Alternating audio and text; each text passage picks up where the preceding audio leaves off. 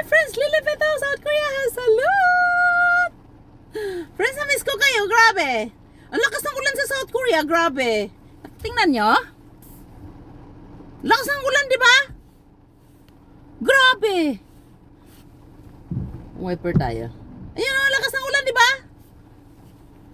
Nakapark na ako, friends. Sabi na asawa ko, off mo natin.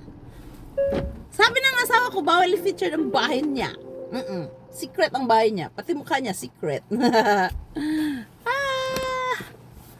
Gusto ko talang bumili ng ano, friends, ng... Gusto kong bumili ulit. Alawahin natin. Pwede bang tanggalin yan?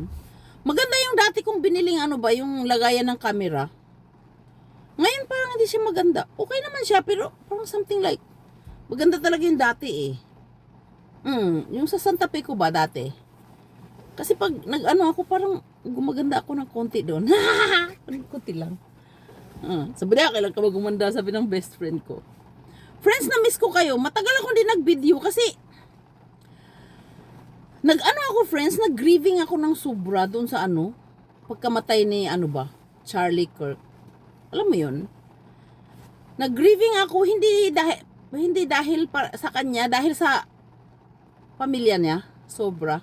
Kasi 'di ba sadin nga yung pagkamatay niya, no? Napakasayang, no, kasi napaka-smart niya. Nakita, alam mo, hindi ko naman siya talaga kilala actually. Before. Nakilala ko lang siya yung nung namatay siya ba, nung binaril siya, no. Napakasayang kasi nakita ko yung mga video niya ba. Napaka-smart niya, napaka-intelligent, napaka-truthful na tao, yung ganun. Sayang, nawalan sila ng napaka-incredible man in the world. Sayang, no? Kaya hindi ako nakagawa ng video, mga ilang araw talagang tagal.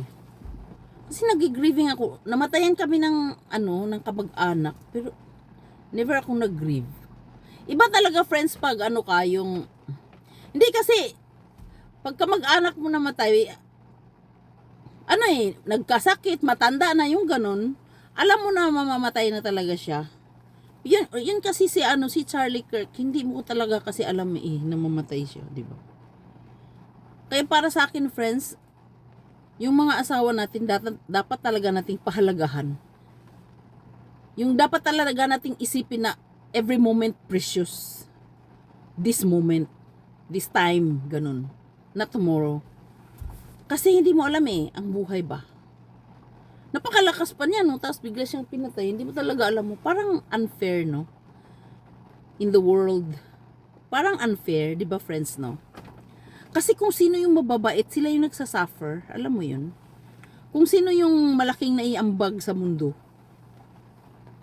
sa buhay ng ibang tao, yung malaking impact sa ibang tao, sila yung nauuna. Pero yung mga salbahe, nabubuhay pa. Bakit ganun?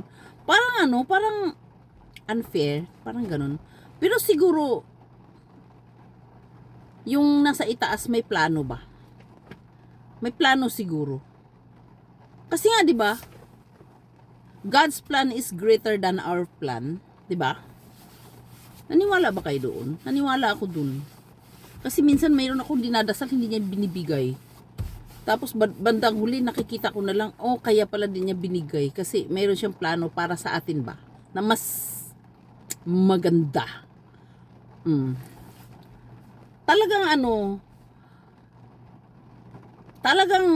minsan lang ako umiyak, friends, sa tao na hindi ko kilala. Hindi ako sobrang nasaktan na nawala siya ganun. Sobra akong nasaktan doon sa anak niya, mga anak niya, asawa niya, nanay niya, at saka tatay niya, di ba? Sobrang sakit, di ba, para sa pamilya na mawalan ka ng sadin kasi yung biglaan ba?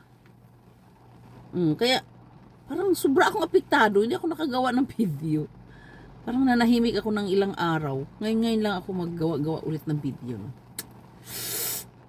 Wala lang, enjoy lang, ganon sa akin. Nag-grieving din ba kayo?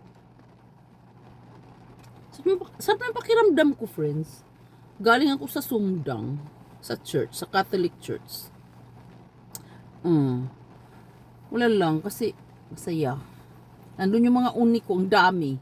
Nakita ko sila, nag-smile-smile. Yun lang, di ba masaya, no? Nag-grieving din ba kayo? He's amazing talaga, friends, no? Si Charlie Kirk. Yung tipong napaka-smart niya. Oh. Napaka-smart niya, napaka-intelligent niya, napaka-prangka niya, ganun. Napaka-encourager niya ba? Sayang nga eh. Oo, ang ganda ng anak niya. Doon talaga ako nasaktan sa tatay at saka nanay eh. Saka sa asawa niya, no? At saka strong naman yung asawa niya, no? Sabi niya, pinatawad, I forgive them. I forgive him. Doon sa man na kumuha ng asawa niya ba? Bumaril. Parang, ang hirap. Pero, ganun eh. May plano ang ina sa taas eh, di ba? May plano yan. Alam mo, ang daming ang bumalik kay God eh. Simula nung nawala si Kirk, si Charlie Kirk. Ang daming nag-scroll. Nakita ko nga yung yung page niya, friends. Hindi pa masyadong maraming views noon nung ilang araw pa lang namatay siya. Pagtingin ko, million na ang views. Ang daming nag-scroll, ang daming tao na hindi masyadong seryoso ba about God. Tapos nung nawala siya, 'di ba? Nung nawala siya, ang dami nang nag-open ng Bible, yung ganong mga 'di ba parang interesting. Kaya nga may plano nga yan sa taas eh. Hindi mo man maintindihan ngayon, may plano yan. His plan is greater than our plan. O 'di ba? Ganun talaga. Mababa na ako, friends, kasi ang daming grapes sinarbis ni Bianan. Kainin natin sa kamani. Butirik na ko, friends. Uy, grabe kinain, friends. Uy. Ang dami pagkain. Pag farmers ka talaga, friends. Pag utom, friends, asahan mo. May mga pampa. Alam mo, cheese nut. May mga tetsu. Basta, ang dami pagkain. Ang dami prutas. Nangalata na yung prutas namin, friends. Apple, pear. Ano pa? Diyos ko, nangalata. Wala na talagang kumakain. Paano ka papayat niyan, Lily? Hindi talaga ako papayat sa bahay na to, friends. Kasi yung mga pagkain umaakyat sa bahay. Yung biyanan ko, adik talaga yan. Adik kabibigay ng mga pagkain. Kaya ako naman, namimili din ako ng pagkain. Binibigyan ko rin siya eh. Bili ako ng chicken, fried chicken, yung chicken, yung may sauce ba. Binigyan ko siya.